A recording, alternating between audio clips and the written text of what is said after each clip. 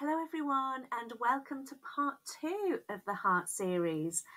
We will be talking with Anne Chivers, our Global Director, and also cardiologist Professor Rick Steeds, who will be talking about how Alström Syndrome affects the heart. We hope you enjoy. Talk to me about some of the differences with people who have Alström and their differences with their hearts.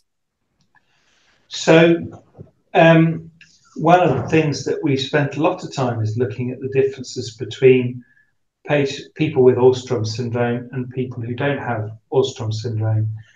So when I first started looking after people with Alström syndrome, there was a very nice heart specialist called Kathy who worked in Torbay, and her only handover to me was that she said that we think that people with Alström syndrome have low normal left ventricular function.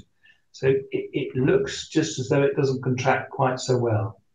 And we've not actually found that, but out of around about 100 people, if we look across all of the sections of people, we do know that about 30 of patients with Alström syndrome that we look after have heart muscle function that is not normal. In terms of how it squeezes blood out, something that we measure with something called the left ventricular ejection fraction.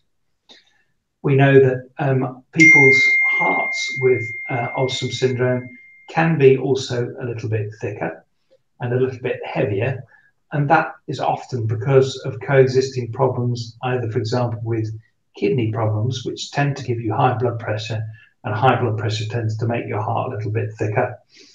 And there are some other things that kidney disease does that makes your arteries a little bit stiffer.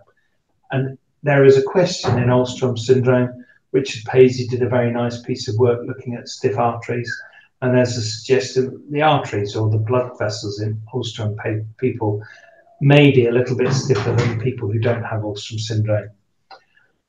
Actually, we found, for example, if you think about the architecture of the heart, it seems to be within the muscle itself of the main heart chambers, the left and right ventricles, where most of the differences seem to happen. And we don't usually find abnormalities in the valves in patients with Alström syndrome. So we have had 1 or 2 people, but that's probably at the rate where you would expect if you took 100 people without Alström syndrome off the street, you might expect to find one or two of them having some issues or some minor issues with their heart valves. Coronary disease can happen. So these are the pipes that supply blood to the heart in Alström syndrome. So a couple of the characteristics of Alström syndrome mean you're a little bit more prone to develop furring up inside the arteries, which is called atherosclerosis. That furring up tends to be more common in people as they get older. It tends to be a little bit more common in men than women. It tends to happen more if you have insulin resistance or diabetes mellitus, high blood pressure, certainly if you've ever smoked, or if you have changes in your lipid profile or cholesterol balance. And in Alström syndrome, people certainly have a tendency towards insulin resistance and diabetes mellitus. Hypertension occurs a little bit more common than you would expect. And as I've said, one of the other features is that your cholesterol profile is often abnormal, and you have higher triglycerides, and you can have slightly higher total cholesterol and another fraction called LDL, which are bad cholesterol. You can reverse that with exercise, and you can push up the good cholesterol, which is called HDL. So you can definitely also have some furring up of the arteries. The muscle itself may be slightly abnormal. The valves tend not to be abnormal. And we haven't particularly found any electrocardiographic or electrical signals that seem to be particularly different in Alström. When we do find changes in the electrical supply to the heart or the pacemaker systems, it tends to be because of something else, because the heart is bigger than it should be, or because, for example, there's some damage from the furring up of the arteries. So just going back a step with that, in terms of numbers, so for example, at the moment in the UK, known to us, there are 91 people with Alström. Yeah. You talked about what kind of percentage are we talking about in terms of people having some difficulties with the heart? So then you've also got to be a little bit more clever.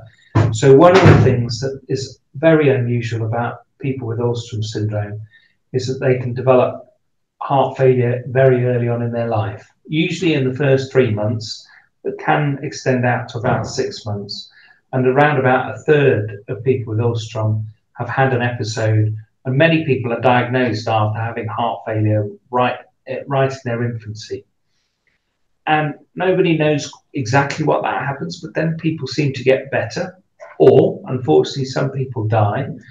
It's around about 10% die from that major insult in the early life, but the rest recover. And then we have looked very hard, and because the obvious thing would be to think, well, if I had heart disease as a child in Alström syndrome, surely that means I'm much more likely to have problems with my heart when we get older.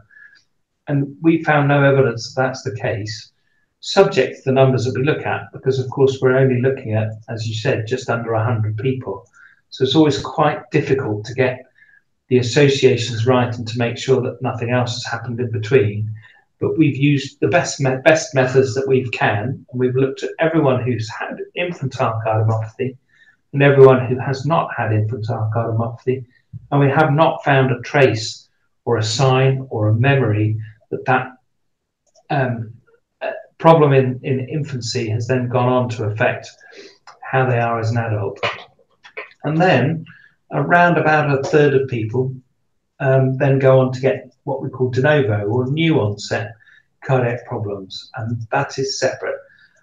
Now, if you're being obsessive and super careful and doing all tests like an ECG and ECGs and biomarkers, which are blood tests that you have, or you have a cardiac MRI, or you have an angiogram or a CT coronary angiogram, you probably find some sort of minor abnormalities in just over 50% of people.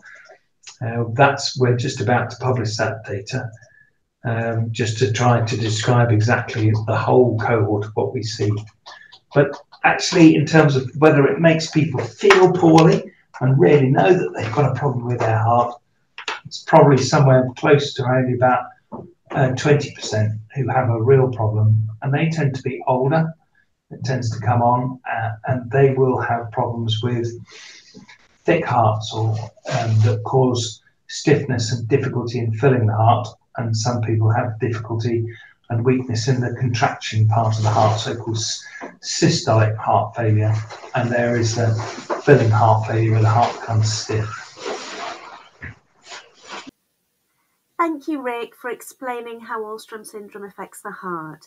In our next episode, we'll be going into detail about the different tests which are available and also which key signs and symptoms to look out for. You can also find further information on our website, www.alström.org.uk.